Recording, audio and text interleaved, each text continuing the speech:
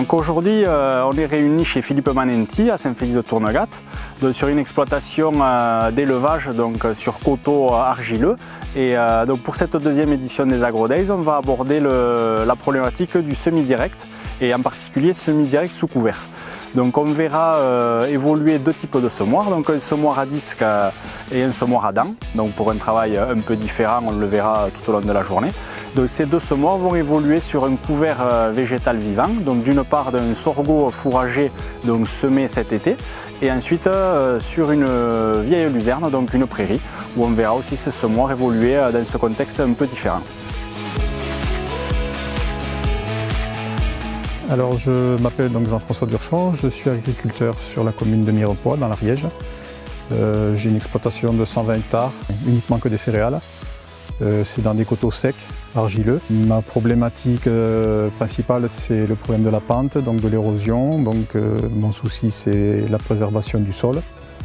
Et donc c'est pour ça que j'ai décidé d'essayer d'adopter des techniques de travail du sol qui préservent mon sol et qu'il n'y ait plus d'érosion sur mes sols. Donc on a beaucoup travaillé sur les couverts végétaux pour couvrir le sol.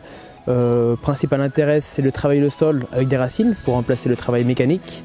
Deuxième intérêt, c'est en couvrant les sols, on limite les mauvaises herbes. Donc on ne va pas se passer d'herbicides, mais ça permet de fortement diminuer les doses.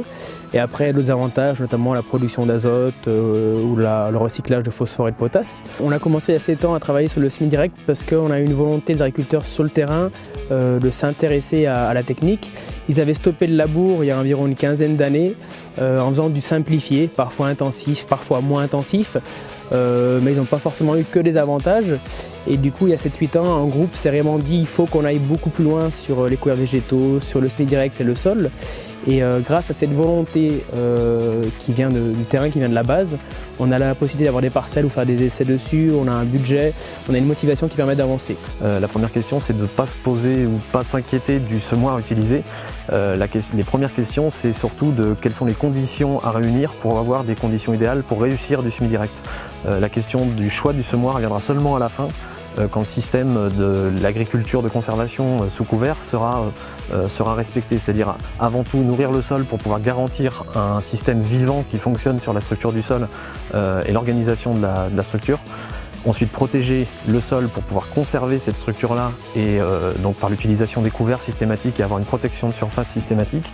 Et seulement quand on aura réuni tous ces points-là, on pourra cette fois-ci se poser la question du semoir le plus adapté ou de la technique adaptée en fonction bien sûr de la rotation, des couverts, des couverts utilisés, des précédents, des conditions pierreuses, des conditions de résidus de surface à utiliser, du type de graines ou du type de mélange qu'on va apporter. Donc ces questions-là de technique de choix ou de cahier des charges de définition de choix de semoir se fera uniquement à la fin quand on aura garanti que le système sera fonctionnel et efficace en semi-direct. On est revenu aujourd'hui sur les deux grandes familles de semoirs directs qui sont représentées, donc semoir à dents et semoir à disque, où la priorité ce matin a été ciblée surtout sur l'importance de ne pas générer de flux de terre fine pour générer des levées de mauvaises herbes en conditions de semi-direct.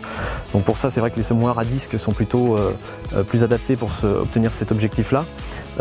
Malgré tout, on a vu pendant l'essai que le semoir à dents avait une meilleure capacité de pénétration dans certains couverts qui ont été essayés cet après-midi. C'est vrai que pour pénétrer la dent, il n'y a pas forcément besoin d'un poids par élément important, alors que sur les semoirs à disque, on a plutôt l'habitude d'avoir des éléments chargés à entre 150 et 200 kg, voire même plus de 250 kg pour certains semoirs. Donc ça peut être un avantage sur la facilité de pénétration pour les semoirs à disque.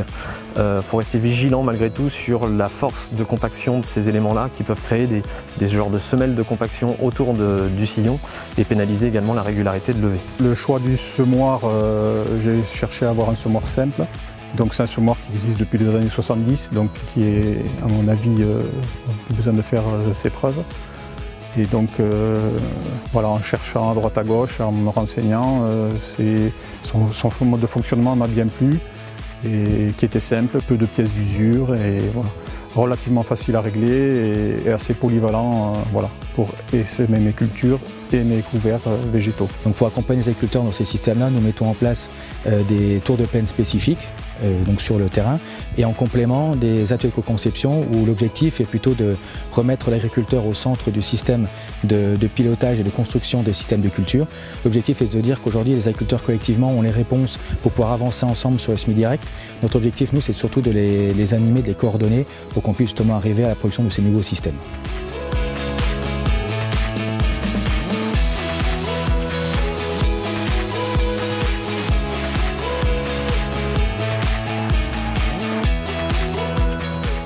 Pour la suite de ces AgroDays, la Chambre d'agriculture vous donne rendez-vous le 6 décembre prochain à Pamiers, chez la famille Lavigne, donc avec de Birolles.